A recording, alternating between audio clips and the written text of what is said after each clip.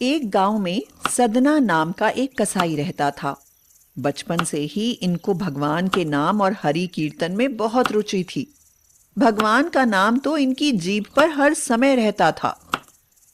ये जाति से कसाई थे, फिर भी ये दयावान बहुत थे। इनका हृदय दया से परिपूर्ण था। भज मन नारायण नारायण हरि हरि, भज मन नारायण नारायण हरि हरि। अरे सतना भैया, तुम मांस बेचने के लिए जीव वध तो करते होगे।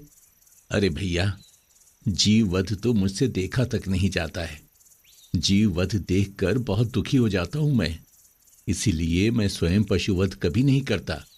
आजीविका के लिए और कोई उपाय ना होने से दूसरों के यहां से मांस लाकर बेचा करता हूं। इस काम में तो मेरा स्वयं मन नहीं लगता, परंतु घर चलाने के लिए कुछ तो करना पड़ेगा ना, वरना मेरा पूरा परिवार भूखा मर जाएगा। तभी आपस में दो ग्राहक बात करते हैं। कैसा कसाई है, मांस बेचता है और भगवान का नाम भी जपता है। अरे भैया, तुम आज से देख रहे हो, मैं तो कई वर्षों से इस कसाई को भगवान का नाम जपते हुए और मांस बेचते हुए देख रहा हूं। इस कसाई के मुख पर सदा विष्णु भगवान का नाम रहता है। लोग सदना के बारे में यही बातें किया करते हैं। एक दिन सदना विष्णु भगवान का नाम जपते हुए एक नदी के किनारे से जा रहा था। तभी रास्ते में वह एक पत्थर से टकरा गया। जब सदना ने देखा तो उसे वह काले रंग का पत्थर बहुत चमकीला और आकर्षक लगा। उसे वह पत्थर अच्छा लगा। उसने सोचा, अरे वाह, बड़ा ही अच्छा पत्थर है, तो क्यों ना मैं इसे मांस तौलने के लिए उपयोग कर लूं। सदना उस पत्थर को उठाकर ले आया और मांस तौलने में प्रयोग करने लगा। अरे सदना भैया, 1 किलो मांस तौल दो। जब सदना ने 1 किलो मांस तौला तो वह बिल्कुल सही तुल गया। अच्छा, तो ये पत्थर 1 किलो का है। भज मन नारायण नारायण हरि हरि। तभी दूसरा ग्राहक वहां आ जाता है। सदना भाई, मुझे 2 किलो मांस तौल दो। जब सदना ने 2 किलो मांस तौला तब भी 2 किलो मांस बिल्कुल सही तुल गया। सदना यह देखकर आश्चर्यचकित हो गया। इस प्रकार सदना चाहे जितना भी मांस तौलता, हर बार एकदम सही तुल जाता। अब तो वह एक ही पत्थर से सभी माप करता और अपने काम को करता जाता और भगवान का नाम लेता जाता। भज मन नारायण नारायण हरि हरि। यह बात पूरे गांव में फैलने लगी कि सदना कसाई के पास एक वजन करने वाला पत्थर है। वह सारे भार को एकदम सही मापता है। इस कारण सदना की दुकान की बिक्री काफी बढ़ गई थी। मुझे लगता है ये कोई जादुई पत्थर है। किसी जादूगर से गिर गया होगा और अब ये मुझे मिल गया है।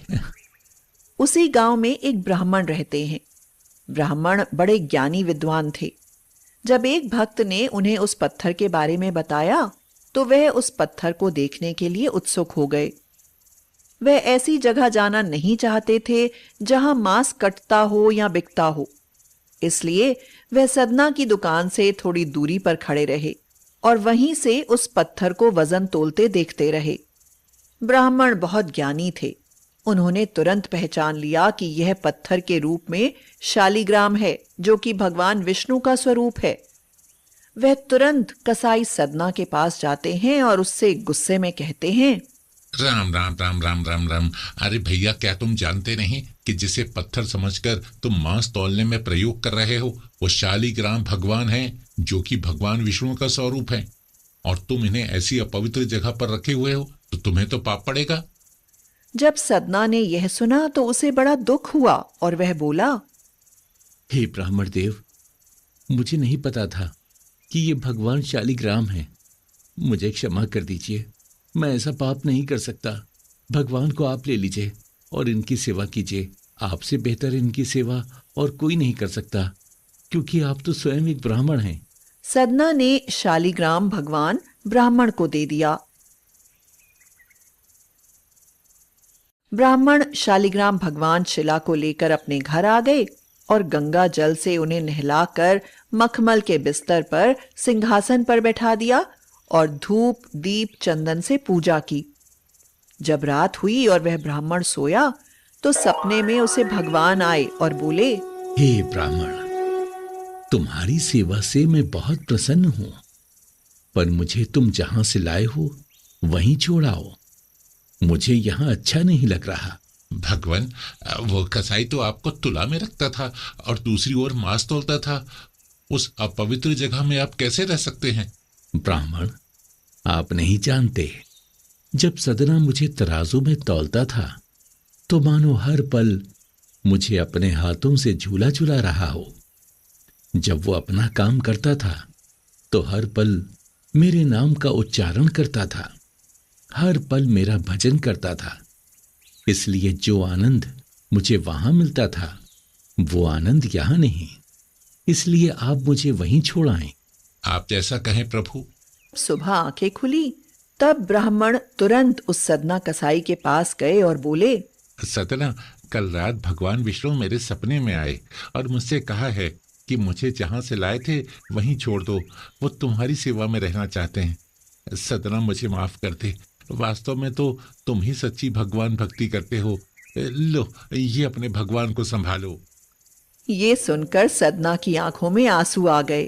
उसने कहा, सच में प्रभु मेरी सेवा में रहना चाहते हैं। जब मेरे प्रभु मेरे लिए ऐसी अपवित्र जगह पर रह सकते हैं तो मैं उनके लिए ये कसाई का काम नहीं छोड़ सकता क्या?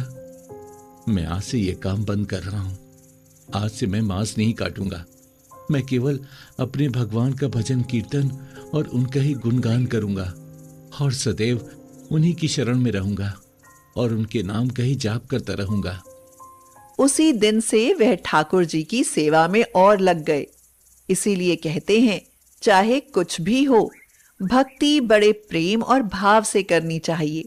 भगवान हम सबके हृदय में प्रकट हो जाते हैं।